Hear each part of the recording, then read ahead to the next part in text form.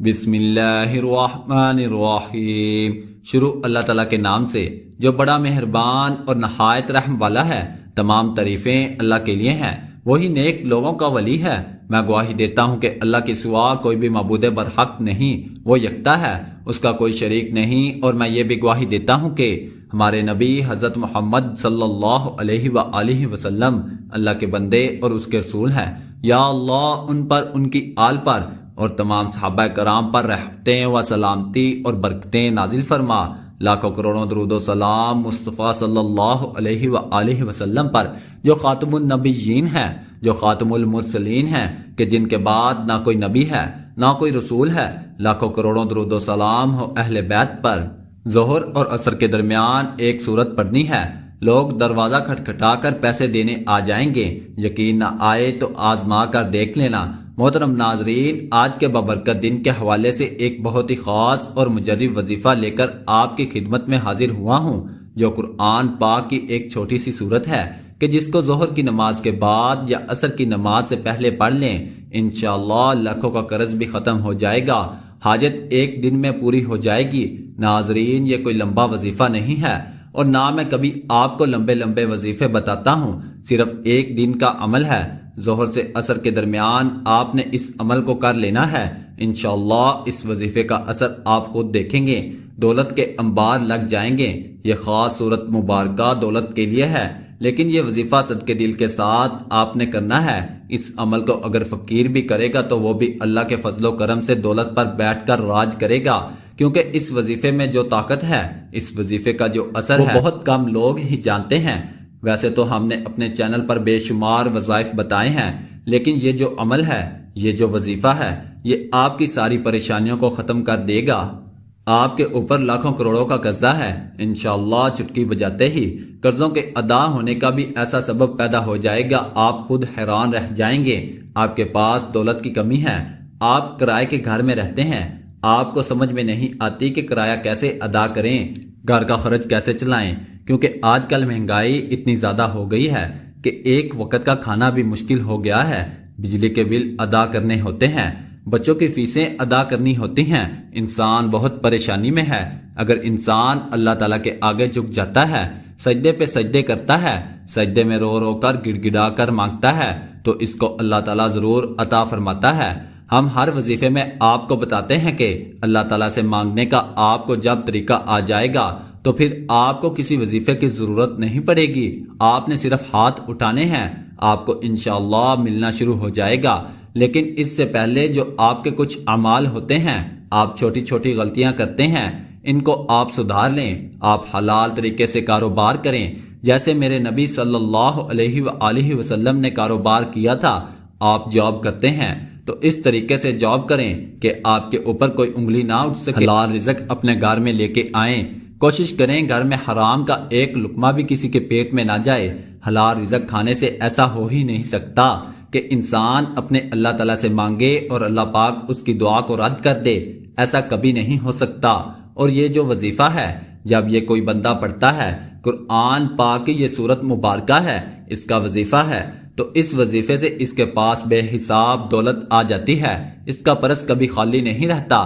آپ عام معاشرے میں دیکھ لیں، آپ کسی بھی بندے سے پوچھ لیں، وہ چاہے لاکھوں بھی کم ہوگا اور اس کے 2-3 بچے ہوں گے، اس سے آپ پوچھ لیں کہ جی کیا حال ہے، وہ غریبی کا رونا روئے گا، وہ کہے گا کہ جی کے بس مارے گئے ہیں، کسی بات کی سمجھ نہیں آ رہی، خرچہ بہت ہو رہا ہے، پتہ نہیں کہاں دولت جاتی ہے۔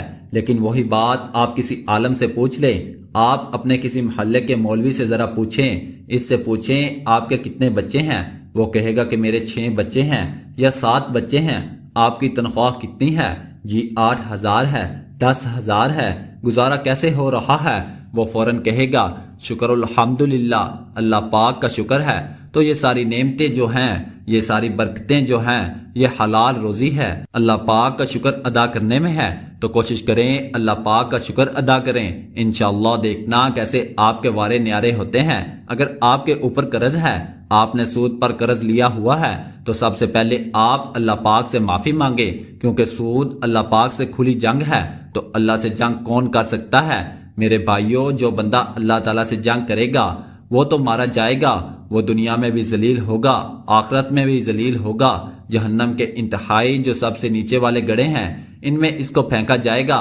تو آپ نے سب سے پہلے سود سے توبہ کرنی ہے، جھوٹ سے توبہ کرنی ہے، غیبت سے توبہ کرنی ہے، چغلی سے توبہ کرنی ہے، اور سب سے اہم بات، اپنے رشتہ داروں سے اگر آپ کی قطع تلقی ہے، کسی سے بھی فوراً جا کے اس سے معافی مانگیں، چاہے آپ کی غلطی ہے یا نہیں ہے۔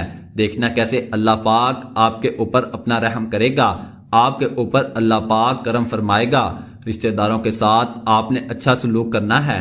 کوئی توڑتا ہے تو اس کو جوڑنے کی کوشش کرو، یہ نہ دیکھو کہ اس نے یہ کہہ دیا ہے، اس نے وہ کہہ دیا ہے۔ آپ جھک جاؤ۔ جو جھکا ہوا درخت ہوتا ہے اسی کو پھل لگتا ہے، جو سیدھا درخت ہوتا ہے اس کو کبھی پھل نہیں لگتا۔ اور جب آپ کبھی بلندی پر چڑھتے ہیں، آپ کو پتہ ہونا چاہیے جب بھی آپ بلندی پر چڑھیں گے تو آپ کو جھکنا پڑے گا، آپ سیدھے کھڑے ہو کر کبھی بلندی پر نہیں چڑھ سکتے۔ اور جب آپ نے نیچے اترنا ہوتا ہے، ایسے سینہ تان کے نیچے اترنا پڑتا ہے، پھر ہی آپ اتر سکتے ہیں۔ تو یہ چیزیں ہوتی ہیں، یہ باتیں آپ کو عام مشاہدے میں نظر آئیں گی کہ آپ نے اگر بلندی پر چڑھنا ہے تو آپ کو جھکنا پڑے گا۔ وقت کی نزاکت کو مد نظر رکھتے ہوئے وظیفے کی جانب چلتے ہیں۔ تو آج کا جو وظیفہ ہے اس کو آپ اچھے طریقے سے ذرا سمجھ لیں، اور میری باتوں پہ بھی آپ نے عمل کرنا ہے، اور اس وظیفے کو آپ نے اپنے دوستوں کے ساتھ، رشتہ داروں کے ساتھ لازمی شیئر کرنا ہے۔ یہ بھی ایک صدقہ جاریہ ہوگا۔ کسی ایک بندے نے بھی اس بات پہ عمل کر لیا، اس کا اجر آپ کو بھی ملے گا۔ جب آپ نے ظہر کی نماز ادا کر لینی ہے، آپ نے کوشش کرنا ہے وہیں پہ بیٹھ جائیں۔ مردوں نے کوشش کرنی ہے کہ وہ مسجد میں جا کے جماعت کے ساتھ ادا کریں، عورتوں نے گھر میں نماز ادا کرنی ہے۔ نماز کے بعد آپ کو ٹائم نہیں ملتا، آپ نے کہیں پہ جانا ہے، تو آپ بعد میں عصر کی نماز سے پہلے بھی اس وظیفے کو کر سکتے ہیں، کوئی ایسی پابندی نہیں ہے۔ آپ نے سب سے پہلے اعوذ باللہ من الشیطان الرجیم بسم اللہ الرحمن الرحیم پڑھ لینی ہے، اور اس کے بعد آپ نے نبی کریم صلی اللہ علیہ وآلہ وسلم کی ذات اقدس پر صرف 11 مرتبہ درود پاک پڑھ لینا ہے۔ ایک بار میرے ساتھ بھی پڑھ لیں، اللہم صلی علی محمد وعلی آل محمد کما صلیت علی ابراہیم وعلی آل ابراہیم انکا حمید مجید، اللہم بارک علی محمد وعلی آل محمد کما بارکت علی ابراہیم وعلی آل ابراہیم انکا حمید مجید۔ درود ابراہیمی پڑھ لیں یا چھوٹے سے چھوٹا درود صلی اللہ تعالی علیہ وآلہ وسلم پڑھ لیں۔ اس کے بعد ایک چھوٹی سی سورت مبارکہ ہے، سورت علم نشرح، بہت ہی پیاری سورت ہے، بہت ہی مبارک سورت ہے، قرآن پاک کے 30ویں پارے میں موجود ہے، بہت ہی مختصر اور جامع سورت ہے۔ آپ نے 21 مرتبہ سورت علم نشرح پڑھنی ہے۔ آپ کو زبانی یاد نہیں، آپ موبائل سے دیکھ کے پڑھ سکتے ہیں، آپ قرآن پاک سے دیکھ کے پڑھ سکتے ہیں۔